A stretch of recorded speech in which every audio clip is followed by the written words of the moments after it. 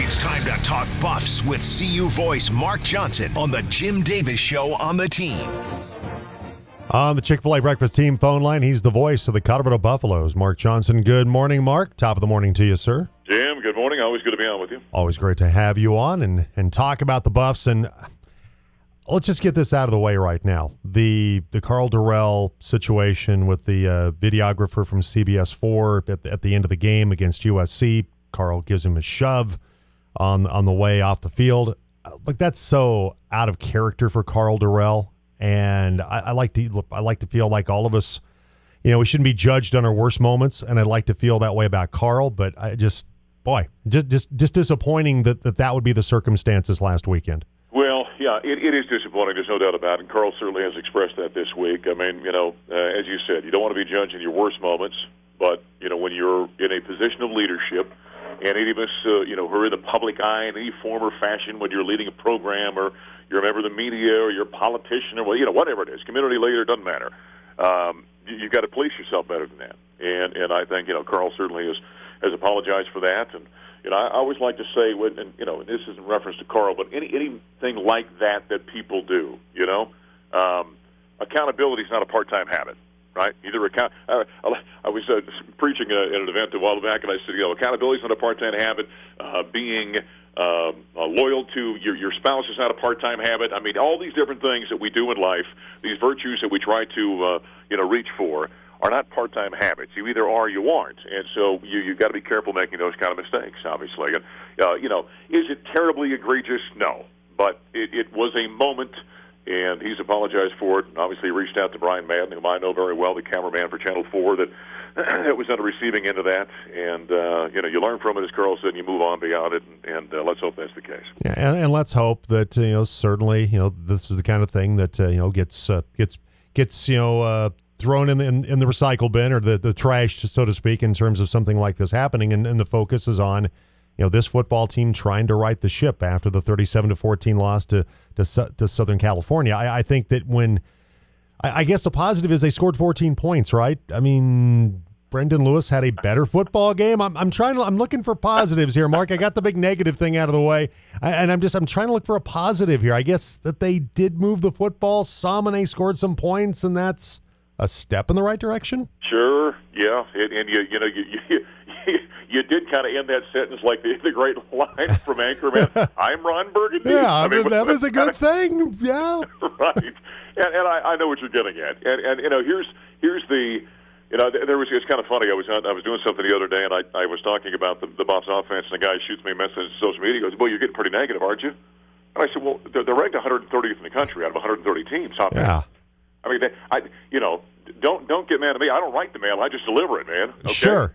And so that's where this offense is right now. Is that pretty? Absolutely not. Is it frustrating for Colorado fans? Absolutely. Is it hard to broadcast those games? Absolutely. Is it hard for Gary Barnett to analyze those games when they're out there? Absolutely. But, Bill Parcells once said, you are what your record says you are. And right now, Colorado's offense is the 130th ranked offense in America right now. And did they make some improvements? Well, maybe. I mean, they scored 14 points, and he had a nice pass to Chase Penry for a touchdown, and had a couple of nice throws to the tight end, Brady Russell, and but this is a bye week right now, and these guys are working on a very difficult problem on the offensive side because right now you're ranked 130th in the country, and that's not opinion. I know it hurts to say it. It frustrates me. I love the Colorado Buffaloes. I love that program and what it is. And right now, it's not very good offensively. They got to figure that out. They've got a week to do so here. Yeah, the silver linings have been tough to find here during this 4-game losing streak. They've scored just a total of 34 points. That's 8.5 points per game. You mentioned the national ranking offensively, and look, Carl Durrell has certainly been receiving a lot of criticism on social media. But also Darren Cheverini has also, the offensive coordinator for the Buffaloes, has also been under the gun as well. Well, and when this kind of thing happens, the stink gets on everybody, right? Right. I mean, it's like I said, it's on the quarterback, it's on the head coach, it's on the offensive coordinator, it's on the broadcasters, it's on the officials, it's on the guys serving hot dogs at Folsom Field. I mean, the stink gets on everybody when this kind of thing happens, and that's where we're at right now. Now, this game they've got coming up here in a week and a half, when they play Arizona at Folsom Field, when they're back in action finally after a bye week. This is a phenomenal opportunity, and not just because it's the next game, because Arizona's got a lot of stink on its own situation right now. And so this is a great opportunity. Now, it is interesting. There has been obviously a lot of conversation amongst the media, and things are limited when we get to a bye week, obviously. But there's been a lot of conversations, and there's little pressures that Carl does about, are there changes coming? Is there going to be a change at quarterback? Are they going to alter what they do on the offensive side of the ball? All these different things.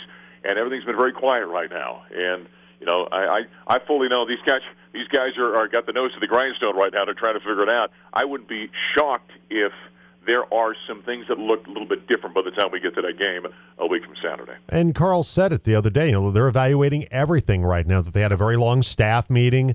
They've talked about a lot of different things. And you would think that because of those conversations and where the Buffs are right now, does that mean Drew Carter takes over quarterback? I don't know if that's the case or not, but you would think that there'll be some kind of change moving forward to try to get them out of this 4-game losing streak. Well, there's that old line that said the definition of insanity is doing the same thing over and over again, and expecting different results. Exactly right. And so there's going to be something. Something will look different. Something will be executed differently. I don't know what that's going to look like. This is a week, like I said, with a bye week where I'm not on campus a whole lot. I'm not at practice. I was out there on Monday and with everybody else, and so we'll see what it looks like ultimately when we get back around to it next week. And if there's not, you can color me shocked. If everything is just status quo when we get back there on Monday and that game happens a week from Saturday, I'm going to be totally shocked. I'll be real honest with you. Mark Johnson, voice of Colorado Buffaloes, joining us today on the Jim Davis Show on the Team Sports Network, a player they have not had. Hasn't really mattered much because Buffs have struggled to throw the football, and that's Levante Chenault, Laviska Chenault's brother. He's missed the last 4 games because of his suspension, and Carl Durrell said that right now Chenault is doing what he's supposed to do to get back to the team. And like I said, okay, it'd be great when he comes back. That's fine. Hopefully the young man's learned his lesson, but when balls aren't coming your way, or they're coming your way but they're over your head or into the turf, it doesn't really matter that much, right, if Levante Chenault is there or not at this moment. Yeah. No, exactly right. Yeah, if I'm a really good receiver and the ball never comes my way, I'm of zero value. Maybe I guess I could block every once in a while. Sure, on the perimeter, yeah. Yeah, on the perimeter, I can do that and maybe make an impact on special teams. We'll see what happens with Levante. He's an outstanding talent. Obviously, I've told a story before that where Gary Barnett and I were standing on the sideline when his freshman year when he first got on campus, and all of a sudden this young man comes flying by, and with that coach's eye, Gary looks at me and says, "Who's number 5?" And I said, "That's Laviska's little brother." And he said, "Oh, genetics are an amazing thing, aren't they?" And so he's got talent now. He has got all kinds of, boatloads of talent. And so he's got a great opportunity to be a very good player, just like his brother was at the college level and potentially at the next level. But, you got to mind your P's and Q's. And obviously, I'm not sure exactly what happened there, but obviously he didn't, and that's why he's suspended. So it'd be great to have him back if the football can go his way. Absolutely. Mark Johnson, voice of the Buffaloes, with us today on the Team Sports Network. And some of these problems certainly center with the offensive line, with players that have missed time, guys that just have not quite performed up to the level they were hoping. The offensive line has also received their fair share of criticism for the lack of offensive success during this 4-game losing streak. Gary and I were having that conversation the other day about the kind of symbiotic relationship between everything on the football field. All right, and I'm not making an excuse for the offensive line; they've got to be better. But one thing you get into when you become predictable, the offensive line's job becomes even harder. When the ball's not coming out when it's supposed to, the offensive line has its issues, and the job becomes harder. I'll never forget when, and I don't want to start a firestorm here in your show, but when Tim Tebow was playing for the Broncos, I'll never forget one of the offensive linemen one day said to me, talked to me about how hard it was. This is off the record, by the way, how hard it was to block, because you remember Tebow had those issues of getting rid of the ball on time as well.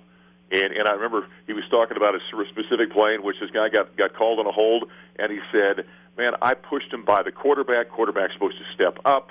And, you can't expect us to hold the block for 4 or 5 seconds. You got to hold it for, whatever it was, 1.9 or whatever they wanted those guys to hold that block for." And he said that the job becomes harder, and then the offensive line gets a stink on it. And so all of that, I only bring that up because all of that is going hand in hand. All right? So the line's got to do its job. Quarterback's got to do its job. When you push the defender by the quarterback, they've got to step up. Ball's got to come out on time because those guys can't hold the block forever, and the receiver's got to catch the ball. And so it all kind of goes hand in hand there. And so I'll be honest with you. There are times I watch and I think, oh, my goodness, is the offensive line as bad as that play just made it look, or was there something going on where the ball didn't come out on time, and so they had to hold longer, and then they couldn't, and then the pocket collapsed, and all those kind of things. So I think we're at a point, though, Jim, when you look at the offensive side of the ball, everybody has to be better for that offense to get better, and that's O-line on quarterbacks, running backs, making sure they make the right read, receivers making sure they get on the right block and hold it long enough and catch the ball when it comes their way, and all those kind of things. Offensive play calling, everything's got to be better right now when you're ranked 130th in the country. Well, and you make a really valid point, because you look back to that period of time with the Broncos, Peyton Manning comes in, ball comes out quick. There you go. It was pretty much the same offensive line. What was it? When that ball is coming out fast, and we've seen, think of the last couple of weeks, the team the Buffs have played. You got Keaton Slovis last week and Jaden Daniels the week before. Maybe the two best quarterbacks in the Pac-12, maybe. And both of them, that ball comes out really quick. And when the ball comes out fast, everything else then changes for the better on a football team. And so, because now, the offensive line doesn't have to hold that block as long, and the ball comes out quick and it gets to the receiver's hands, and then they can make a quick move. And then when that's happening on a consistent basis, all of a sudden that defense is back on its heels a little bit because that ball's coming out so quick we can't commit to the run, and I got to be back at my heels, and all of a sudden, a running back breaks a big run. And so it's the game of football is really interesting, and I don't think people think about this a lot of times.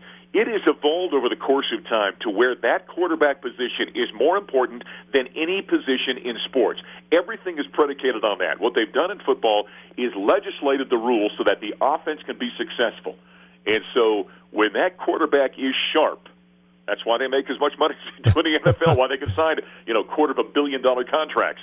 Because when that ball is coming out fast and the right reads are being made, everything works offensively. It makes it very difficult on the defensive side. So, yeah, that is supremely important for offense, any offense in college or pro football. All right, you're in the midst of a bye week here.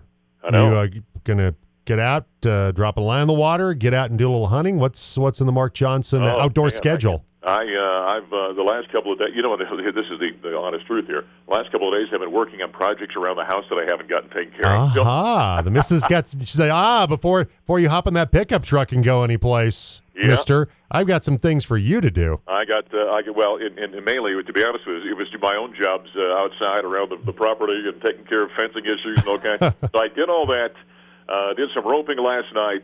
And this morning we're actually jumping the truck. We're going to head down to New Mexico for a couple of days. And we've never really been to the Taos area, Jim. Ever been down there? Because that's where we're going. I've not. I've been to exotic locales like Las Vegas, New Mexico. There you go. Which, I don't know if that's necessarily an exotic locale. I've been to Farmington when I played high school football. Went to Farmington. They threw rocks at us because we won the game late, and they chucked rocks and bottles at us in Farmington. That's been about it. I'll be honest, I have not explored the great state of New Mexico as much as I probably should. Well, I've got a friend down there who's got a little place, ranch outside of Taos, so we're going to go down and spend some time there. And really, they threw rocks at you. They threw rocks and bottles at us after the game. We wanted like a Hail Mary last-second play. That's only because they knew you. Well, it wasn't specifically aimed at me. They threw it at all of us. And remember, we got on the bus. We didn't even go in and shower. Because we were afraid what was going to. Our coach was like, let's just get on the bus and get the heck out of Dodge. Let's just get heading back to town, and that's what we did. When we played Farmington years ago. With a story, I had stuff thrown at me at a speaking event one time years ago. Very young man, moved into a town, became the new sports director of a radio station, and I got asked to come to talk to a group called the Young Men's Club. And when I got there, I found out that was a misnomer because the median age of that group was older than I am right now, even. And I was only about 25 years old at the time. Well, I got up there, and, a little nervous, group of guys. I'm brand new to town, don't know anybody. And I start giving my little spiel that I had laid out. And all of a sudden, I could have swore I saw something fly by my head. I'm like, what? Now I'm rattled, trying to continue with my notes and speak. All of a sudden, another one comes flying by. And happens about 3 times. About the third time, I look up and literally see a dinner roll come flying by me again. Some guy in the audience. Wow. Well, I motored through, and got done.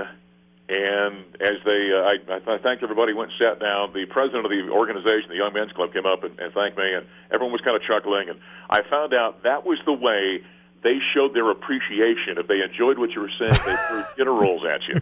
So wow, that's an interesting way to say I love you, and we've boy, I all love been what you're young doing. and in radio, it's hard to find food Yeah. some days. I know. Well, and so every time I speak now, I frequently will tell that story and say, so at any time, if you really enjoy what I'm saying, I won't think it's rude if you throw something at me. I think you're going to appreciate what I'm saying. So, But try to throw something at me that I can catch that I really like, though, right? Yeah. Make sure it's something I really enjoy. I did have one time when I was broadcasting a Colorado Mesa basketball game at Fort Lewis, guy tried to punch me in the back of the head.